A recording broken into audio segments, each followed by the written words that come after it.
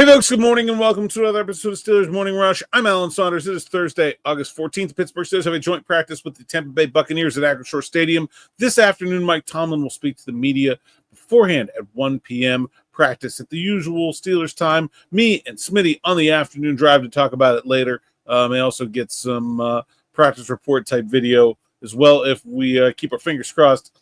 Today, I'm going to talk about the joint practice. That is the big news of the day, and we got a great question and a super chat from our dear friend Desert Cactus last week, and I saved it for this because I wanted to preview the day today. So he said, "Hey, Alan, there's something I'd like to hear your take on. There seems to be a very common preference within the league that joint practices are much more valuable than preseason games. I mean, it seems severe, but why hasn't the preseason just been replaced with a slate of joint practices yet? Will that ever come? I really hope the justification isn't selling preseason tickets because those games are just not entertaining. What about selling tickets to joint practices?" So a couple of really good thoughts here, and I will talk a little bit about all of this. So let's start with why are joint practices better for NFL teams than preseason games? The biggest reason is that it is a structured practice environment and not a free-flowing game, and that lets teams customize what they want to see.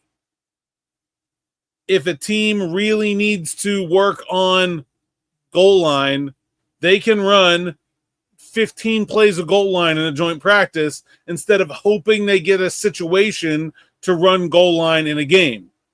If a team really needs to work on its pass protection, they can throw the ball 30 times in a row in a joint practice. They're not going to do that in the game. You get more reps in a practice in 2 hours than you get in a game in 3 hours because you're able to just, what happened on the play doesn't matter. You just line up and do it again. The other part of a joint practice is you have two squads on the field at the same time. A lot of the time, you're going to have an offense against a defense on this side of the field and a defense against an offense on that side of the field. So the Steelers will be getting twice as many reps when they practice against the Tampa Bay Buccaneers as when they do against themselves. So it's a really, really efficient use of time. It's able to be hyper-focused towards a team's needs in a way that a game environment is not. It's also a more protected environment. You'll have fewer full contact periods. It'll mostly be thud tackling. The quarterbacks won't be allowed to be hit. So there's less of a risk of injury for a star player in a joint practice compared to a preseason game. You can put Aaron Rodgers out there and you know he's not going to be able to be hit. You can, have your running back go out there and he's not going to just absolutely take massive shots. He won't get tackled to the ground. And so those are the benefits of a joint practice for an NFL team compared to a preseason game. There are things that a preseason game is better at. Preseason game is better at replicating game conditions for things like a hurry-up drill, operating the process of the offense in terms of doing substitutions with a running play clock that's, accurately done, and crowd noise, and dealing with a road stadium's radio communications, and which coaches are going to be on the sideline and which coaches are going to be on the press box and things like that. Like, it does get a team ready to play a game, but it comes with some significant downsides in terms of how much football work you're going to get each individual player on the team. So that's why teams prefer joint practices to preseason games. Why are there still preseason games? Is simply money. I mean, that is really the answer. The league charges a lot of money for preseason games, and they are going to go away. You are going to see the NFL transition from right now, where we have 17-3. I am nearly certain that we will get to 18-2.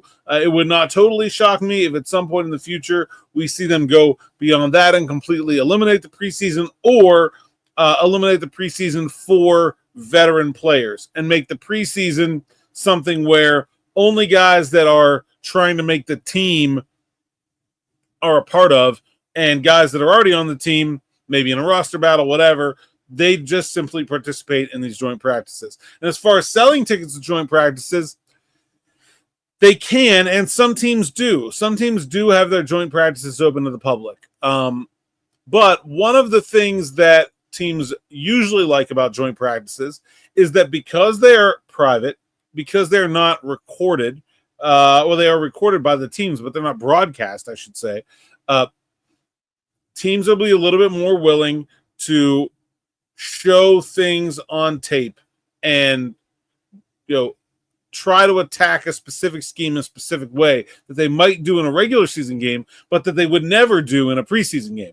You got preseason, watch the defense. It's just going to be cover 1, 2, 3, 4. That's it. Like, that's every snap. Maybe some man-to-man. Not much, though. Like, that there will be the most vanilla defense. And you're going to watch inside zone be run 30 times because these teams don't want to put all the stuff they've been working on for the season on tape, on national television for their first opponent to see. Their week one opponent, especially for a team with a lot of changes, does not have any idea what they're going to do. And that is a big advantage that teams want to hold on to. So joint practices would just be a little bit less effective and a little bit less useful if teams made them open to the public, if they televised them, that kind of thing. But I do think we are going to 18-2 very soon. Whether the preseason eventually completely dies or not, I think is TBD. But it's definitely a thing of limited utility for the teams. But they're not going to stop charging people money for them because they got that deal made, and they're not going to unmake it. So, yeah, I mean, sadly, it is just money at this point, and I think they would prefer, most teams would prefer that joint practices don't be open to the public so that they are better work at that point. Great question. Always appreciate Desert Cactus, longtime member of the audience here, chiming in. One more I want to get to real quick because I think it just ties in with today. And this is from KPBMF, who says, when the team moves back to the South Side, do you as media get better intel and access or less than when the team is at St. Vincent? So that's a great question. I love these process questions, and it's relevant today because we will not have, so we have sort of two sets of reporting rules for a Steelers practice, one for when they're open to the public and one for when they're closed to public. And today's practice will be under the closed to the public rules. Last year, it was not. Last year, when I had the Bills at Acrisure Stadium, we could report everything that was happening on the football field.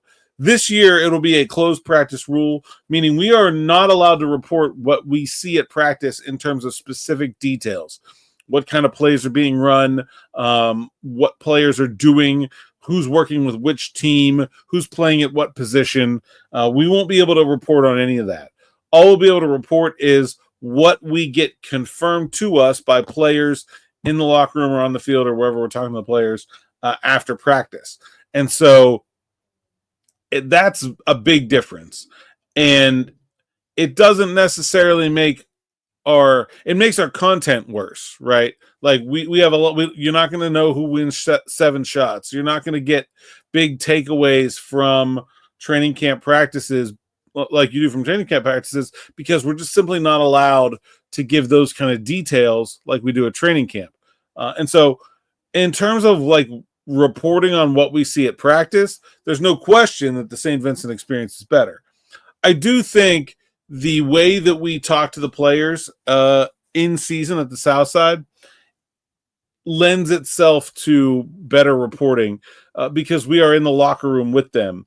And it's not so transactional. You can just, like, the players aren't going anywhere. You're not going anywhere. You can just strike up a conversation and you can develop a relationship with someone. You can talk about their college. You can talk about their hometown. You can talk about their family. You can talk about food. You can talk about the weather. You know, when a guy is walking from point A to point B, has a thing to do here, a thing to do there, and I have to interrupt him in his process to get my interview, which is the way things work at St. Vincent. I either get them coming off the field after walkthrough, coming out of the locker room after walkthrough, or coming off the field after practice. Every time they just did something, they're doing something else, they're headed somewhere. So I'm like bothering them, right? But during the season, that locker room time is sort of set aside as this is the time when you're supposed to be talking to the media, and there's nothing else on their calendar for that 45 minutes a day. And so I think that access lends itself to better stories because you get better relationships and you get to know the guys better and you have more casual conversations and that kind of thing. So I think that's a mix of both. I think today will be very frustrating for the reporters and the fans because there's going to be very few details out from this practice, but we'll make the best of it. But yeah, I look forward to being able to hang out in the locker room with guys and just chat as opposed to the very sort of structured paradigm of a training camp interview. But definitely you will learn less about what happened to practice on a day-to-day basis when it is behind closed doors. Two great questions today. Love questions from the audience, especially for this show because it's just me and you. It'll be me and Smitty this afternoon on the afternoon drive. Make sure you like, subscribe, hit that bell for notifications. Until then, thanks for listening. Thanks for watching and enjoy.